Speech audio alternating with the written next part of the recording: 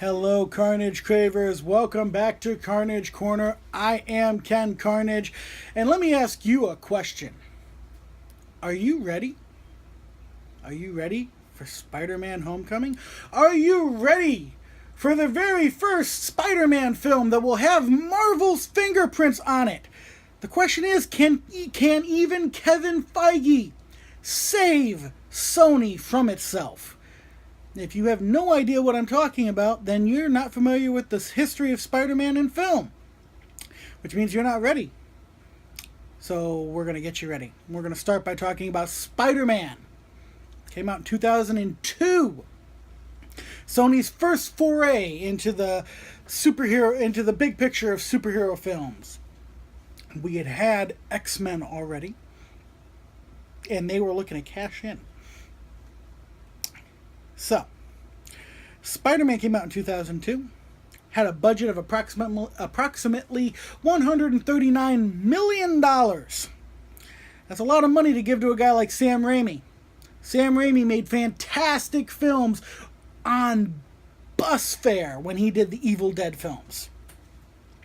So it was exciting to think about what the hell Sam Raimi could do with $139 million. And he certainly didn't disappoint, especially not the studio, which got $806 million back gross off this Spider-Man film. It was a big moneymaker. Starred Tobey Maguire as the titular web crawler. Starred Kirsten Dunst as Mary Jane Watson. I can't talk, sorry guys. And of course, Willem Dafoe as Norman Osborn. Alright guys, if you've seen my other videos, you know how this works. I do the good, the bad, and the ugly. I talk about what's good about the film, I talk about what's bad about the film, and I talk about what is god-awful about the film. And then I give you a rating. So let's talk about the good, shall we? Let's talk about Willem Dafoe. Willem Dafoe is a fantastic actor. And he's got this face that screams, I am psychotic. And having him play Norman Osborn was perfect. It was just perfect. Oh, want to talk about the bad now? Yeah. Let's talk about the bad. They covered up his face. How do you take a guy with a face like Dafoe, who can make all these crazy expressions and be absolutely insane, and cover his face? Oh, okay. We've talked about the bad. Are you ready to talk about the ugly? Let's talk about the ugly. Okay? Kirsten Dunst. No, I'm not saying Kirsten Dunst is ugly, but in this film, I mean, a broom would have put on a better performance than Kirsten Dunst did in Spider-Man. I'm just laying it out there. Kirsten Dunst can't act her way out of a paper bag. It was painful to watch her try to project emotion. I've seen more emotion out of Mr. Spock. That being said, Spider-Man, it came out in 2002, gets itself a solid 6 out of 10. Now, before you go blasting me about me giving it a 6 out of 10, listen, guys, not every film, even no matter how good it is, not every film is a 10 out of 10 or a 9 out of 10. You have to consider everything, okay? And that's just, 6 out of 10 is not a bad review, okay? So, not if you like it, it's not a 10. And if you don't like it, it's not a 0, okay? There's a scale of 1 to 10 for a reason. So, calm yourself and let's move on. Spider-Man 2 came out in 2004. Sony said, wow, Sam Raimi, you did great for us last time on $139 million. This time, we're going to give you $206 million. Well, Spider-Man 2, despite being a superior film, did not make as much money. Spider-Man 2 made just over $786 million. So right there, you're already on the decline. That means that there were people who went out to see Spider-Man who didn't like it. So they didn't bother to go see Spider-Man 2. So even though it was a better film, it made less money. Okay? And of course, Sam Raimi back as a director, directed a fantastic film. Spider-Man 2, definitely the best out of the original trilogy. Okay? Tobey Maguire came back as Peter Parker, Spider-Man. Kirsten Dunst, unfortunately, returned as Mary Jane Watson. And we added Alfred Molini playing Doc Ock, Dr. Otto Octavius. And Alfred Molini is a fantastic, classically trained theater actor, and he was exactly what this film needed. Okay? Going into, well, I'm already talking about the good. I'm talking about Alfred Molini. Alfred's performance as Doc Ock was fantastic. He made this film. Okay? Tobey Maguire didn't make this film. Kirsten Dunst didn't make this film. James Franco sure as shit didn't make this film. Okay? Alfred Molini shined in this. And it is a clear-cut example on why it's not always good to kill off your bad guy. Okay? That being said, let's talk about the bad. Tobey Maguire. Tobey Maguire's not really a good Spider-Man. He just wasn't. You know, Tobey Maguire's not really that good an actor. I mean, if we're being honest, Andrew Garfield, who later took up the role, is a much better actor than Tobey Maguire is. Okay? So Tobey's performance as Spider-Man kind of was lackluster. Okay? And again, the ugly was Kirsten Dunst, because again, like, even at the end of this film, when she knows Peter Parker is Spider-Man, she's left J. Jonah Jameson's son at the altar, okay, and she's watching Peter swing away as Spider-Man to go fight crime. She can't even, like, she's just got this blank look on her face. She can't even bring herself to emote the idea. She can't emote that she loves Peter. She can't emote that she might be worried he could get hurt. She can't emote that she might be worried that someday he'll be revealed and their lives will be turned topsy-turvy upside down. She can't emote!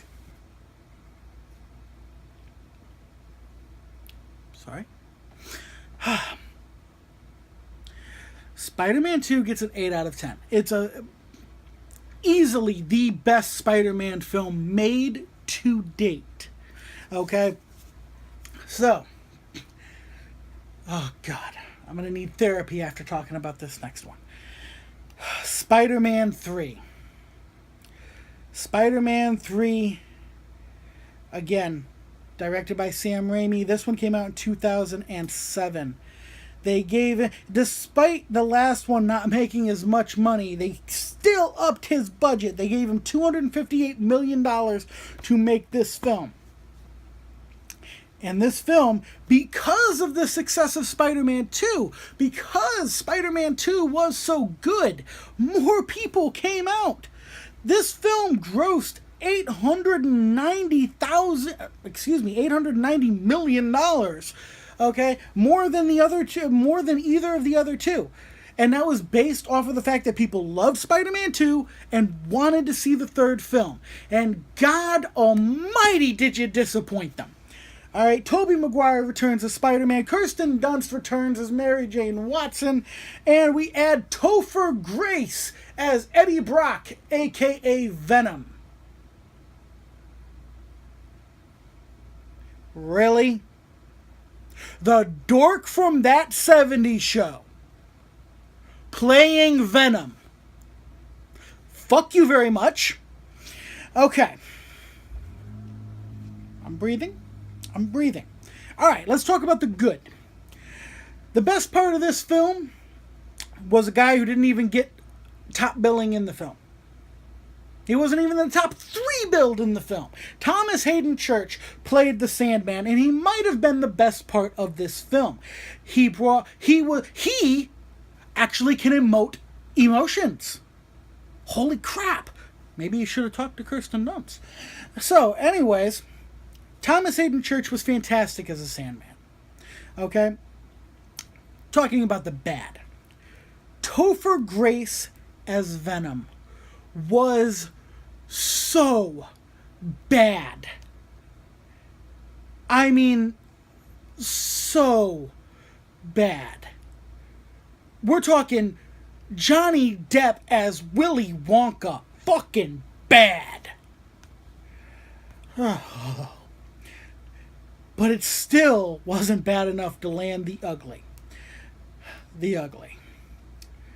Peter Parker's emo dance fest.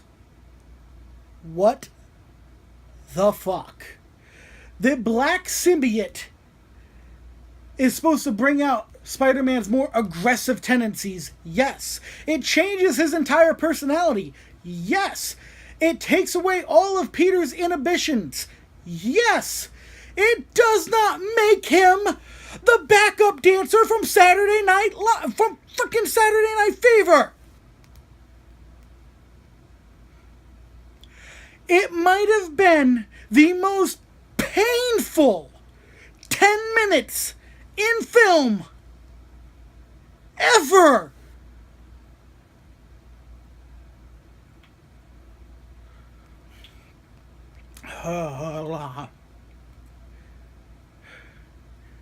This catastrophic,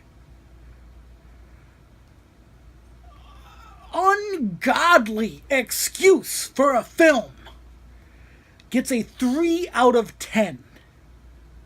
They don't come much worse than this. They just don't. This one chalks right up there with Halle Berry's Catwoman and Shaquille O'Neal's Steel.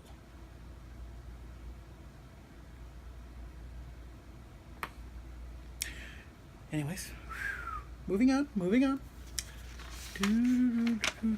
In case you couldn't tell, I didn't like that film. I don't know if you could tell that or not, but I didn't like that one.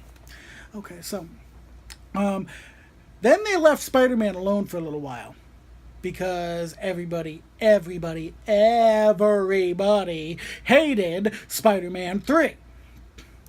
So then in 2012, they put out a reboot. Yes, a reboot. Now it was The Amazing Spider-Man, directed by Mark Webb. They gave Mark Webb... First, hang on. I gotta stop. They got a guy with the last name Webb to make a Spider-Man film? Like, is that why they picked him? Did they go, oh, this guy's name is Webb. He knows Spider-Man. Sony, I hate you. Okay. Moving on. Mark Webb was given $230 million to make The Amazing Spider-Man.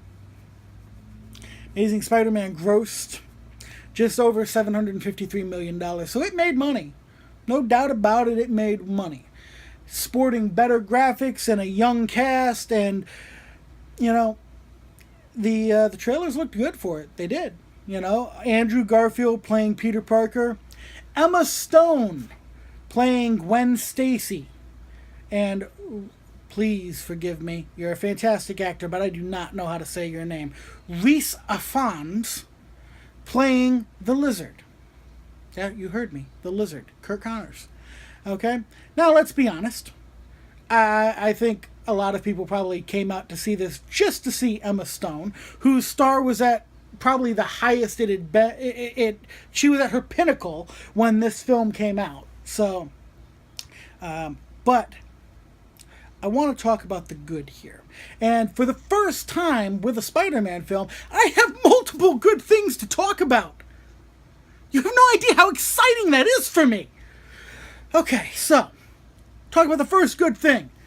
Dennis Leary as Captain Stacy. Yes, you heard me. Dennis Leary gave one of the best performances in this film.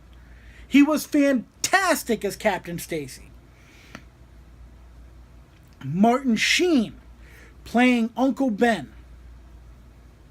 Fantastic. You got more into the relationship with Peter and his uncle in this version of Spider-Man. You cared more when Uncle Ben died. That's kind of the point. If you're going to kill a character, we're supposed to care. So, good job, Sony. Golf clap.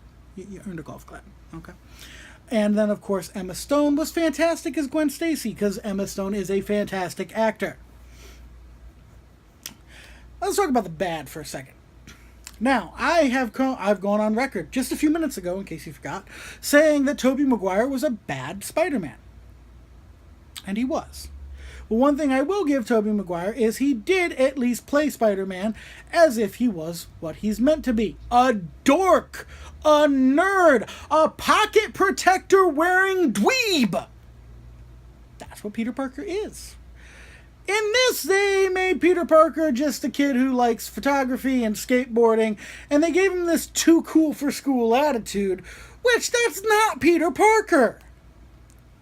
This is a guy who, even after he can lift a Mack truck and beat the crap out of a giant lizard, is still too shy to ask out the girl he likes. That's who Peter Parker is. Peter Parker is not too cool for school, I'm sorry. And the ugly was the lizard himself. The graphics on the lizard didn't look that good. He didn't make a whole lot of sense as a character, and despite how good an actor Fonz is, it wasn't a good performance. And so that was the weak point of this film, was the villain itself. Okay? Even still, this gets a 7 out of 10, a close second, right behind Spider-Man 2, because this wasn't a bad film. You know, this was a serviceable film. I enjoyed it. And I'm not a Spider-Man fan. And I still enjoyed this film. So that can tell you a lot right there. So, moving on. The Amazing Spider-Man 2, 2 years later, 2014. They only gave Mark Webb $200 million this time. Don't ask me why they gave him less, but they gave him less. And this film grossed $706 million, a little more. But, okay, Mark Webb returning to direct. Andrew Garfield returning as Peter Parker. Emma Stone returning as Gwen Stacy. And Jamie Foxx to play Electro. So, let's talk about the good first. Yeah. Emma Stone. Again, another masterful performance. Andrew Garfield. Andrew Garfield gave a fantastic performance as Peter Parker in this film. Because this is a film that deals with what might be the biggest burden on Peter Parker's shoulders besides the death of his Uncle Ben. And that's the fact that he couldn't save Gwen Stacy. Now, spoiler alert, this movie came out, several years ago at this point. So if I just spoiled something for you, you're a very lazy moviegoer. Okay, so, that being said, one thing that I wish they would have done, I wish they would have kept what happened to Gwen Stacy the same as in the comics. In this movie, they just had it so that Peter didn't get to her in time. That's not the way it happened in the comics. In the comics, Peter catches her. He's there in time. He catches her with his web. But the force of her being stopped by his web gives a whiplash and it breaks her neck. So, a much more weight on Peter for her death in the comics than... I understand they didn't want to do it exactly. They wanted to change things. They wanted to, they didn't want to make it Peter's fault. But I mean, that's the way you build. That's the way you build a hero. That's the way you make a hero interesting. Let him make a mistake, something he's got to live with for the rest of his life. As something to drive him. But in either case, Andrew Garfield's performance, especially the scene with the death of Gwen Stacy, very, very well acted. Very well portrayed. Now let's talk about the bad. Jamie Foxx. Jamie Foxx playing Electro. I'm not sure bad is the word. I'm not sure bad covers it. That was horrid. Absolutely horrid. I don't even want to talk about it anymore. Now let's talk about the ugly.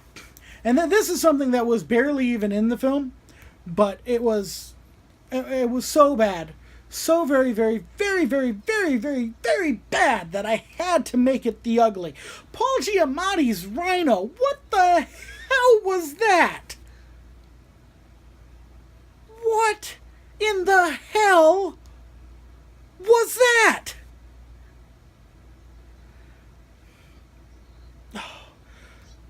Also in the ugly category is the fact that they tried to do too frickin' much. It's like Spider-Man 2 all frickin' over again. You know, trying to do too much, too many villains. We have Electro. We have Electro. We have the Goblin. We're setting up for Vulture and Mysterio and the Lizard and Sinister Six and Stop it. Tell one story at a time, damn it. Ugh. This gets a 5 out of 10. It was not as bad as Spider-Man 3, but it was still pretty freaking bad. Alright. Now, our last film we're going to talk about. I know this is not a Spider-Man film, guys, but hear me out here. This was the first time we saw this new rendition of Spider-Man. This is the first time we've seen Tom Holland's Spider-Man. Okay? Which was in Captain America Civil War. So, Captain America Civil War was directed by the Russo brothers. They gave the Russo brothers $250 million. The Russo brothers turned that into $408 million plus. Okay? Captain America Civil War did well. So, and top billing, Chris Evans, Robert Downey Jr., Scarlett Johansson, and all the rest of Marvel's marvelous super friends, including the new additions of Tom Holland as Spider-Man, and, damn it. Oh, this is horrible. Black Panther. It wasn't Idris Elba who played Black Panther, it was...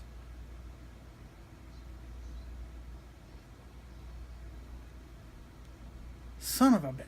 Alright, anyways.